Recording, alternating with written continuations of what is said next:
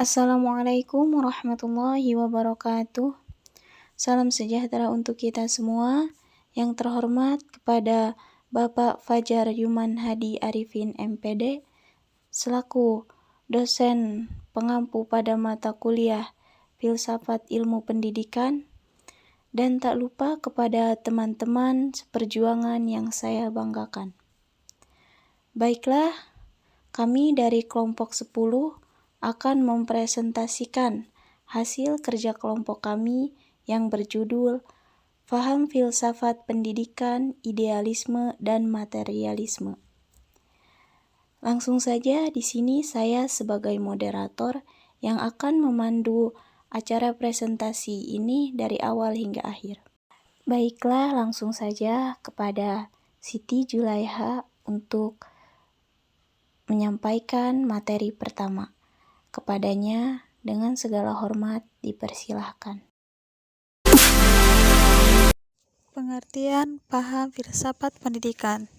Filsafat pendidikan dapat diartikan sebagai ilmu yang menelaah pertanyaan yang muncul, kemudian dicari jawabannya, solusi dan hikmah. Dipandang dari landasan filosofisnya, filsafat pendidikan ilmu yang menjiwai landasan filosofis. Tidak semua orang memahami jika landasan dasar filosofis menelaah secara komprehensif, konseptual tentang religi sampai menelaah secara radikal. Itu sebabnya banyak masyarakat umum yang memandang pengertian filsafat pendidikan sebagai ilmu yang menyesatkan. Menurut hemat saya bukan menyesatkan, melainkan perspektif dan pemahaman yang berbeda.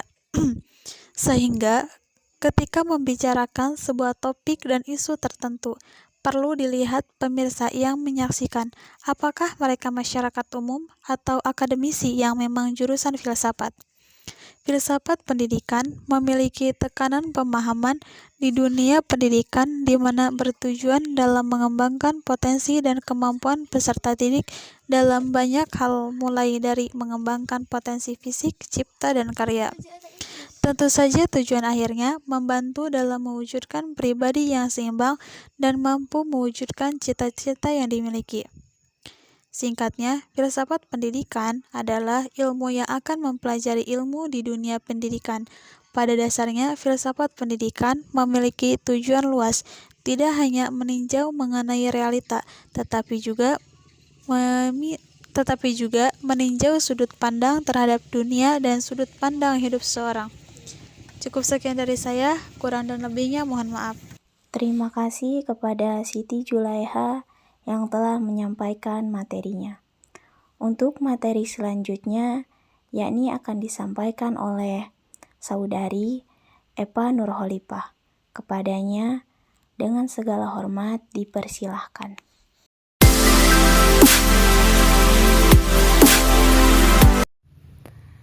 Paham filsafat idealisme. Idealisme merupakan suatu aliran filsafat yang berpaham bahwa pengetahuan kebenaran yang paling tinggi adalah ide dari diri sendiri, bukan dari orang lain. Aliran idealisme ini menggunakan evaluasi esai karena efektif dalam proses belajar mengajar dan juga dapat meningkatkan keterampilan peserta didik dalam mengembangkan soal. Dalam pendidikan, aliran idealisme merupakan aliran yang berkontribusi besar demi kemajuan pendidikan. Filsafat idealisme sangat penting dalam dunia pendidikan karena meletakkan manusia atau peserta didik sebagai subjek yang memiliki pengetahuan yang tersimpan dalam dirinya, baik pengetahuan umum maupun agama. Salah satu tokoh filsafat pendidikan idealisme adalah Plato. Plato merupakan salah satu pria yang berasal dari keluarga aristokrasi pada tahun 427 Masehi. Aliran idealisme dalam pengetahuan berpendapat bahwasanya pengetahuan tidak dapat diperoleh melalui panca indera, karena dunia itu maya.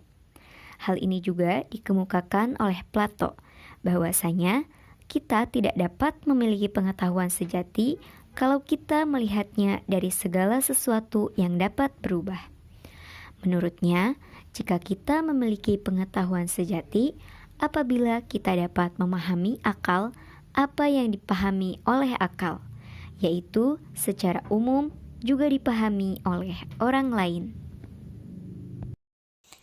Terima kasih kepada Eva Nurholipah yang telah menyampaikan materi kedua. Oke, untuk materi yang ketiga akan disampaikan oleh Siti Muflihah. Kepadanya dengan segala hormat dipersilahkan.